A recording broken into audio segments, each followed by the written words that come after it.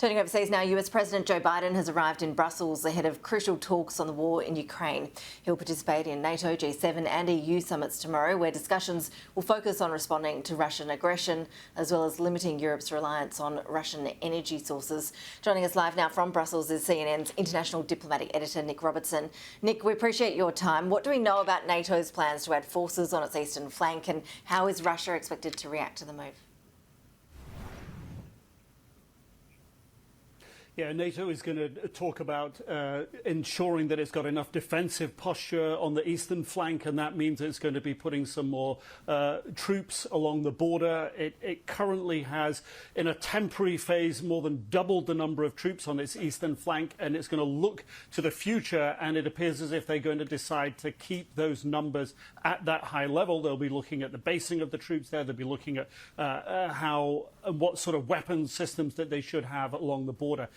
Also, with the EU talking about sanctions, the United States saying it's going to sanction all 351 Duma members in Russia and look at plugging holes in other sanctions, see what workarounds Russia is trying to employ to get around existing sanctions, and also look to see where they can put more sanctions in place on Russia. And of course, another big part of the discussion is how can the G7, NATO, the EU, all these allies and partners find ways to make sure that Ukraine has enough defensive weapon systems to hold off Russia's attacks and even push Russia back, as we've heard from the Pentagon today, indicating that they believe, and the British military as well, indicating they believe that in some places the Ukrainians are even beginning to push Russian forces away from the eastern side of Kyiv. So these are going to be the primary discussions, but it's about unity and it's about supporting Ukraine and about defending NATO.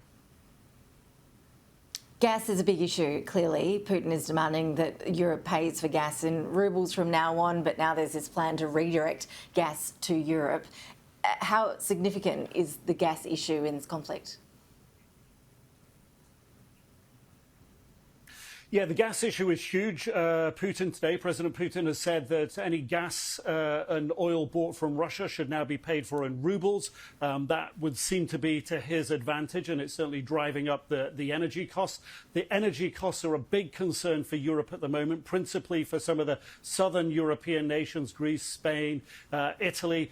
They want to see a price cap, sort of per megawatt hour, if you will, on the cost of energy in Europe. So while on the one hand, you've got the NATO members on that eastern flank who feel the most exposed to the potential for Russian aggression, the Baltic states, Poland, Slovakia, Bulgaria, Romania, while they are sort of potentially feeling the military heat and want to see stronger sanctions that could include stopping buying Russian gas and oil, that would inevitably have a knock-on effect to energy prices in Europe. And you have southern states in Europe at the moment within the EU saying, look, we must find a price cap for energy costs, and it hasn't come yet. So there's a big range of differences, if you will, on the energy issue, and that's one of the reasons why we heard Ursula von der Leyen, the European Commission President, saying that she expects and hopes that the United States will bring commitments to supply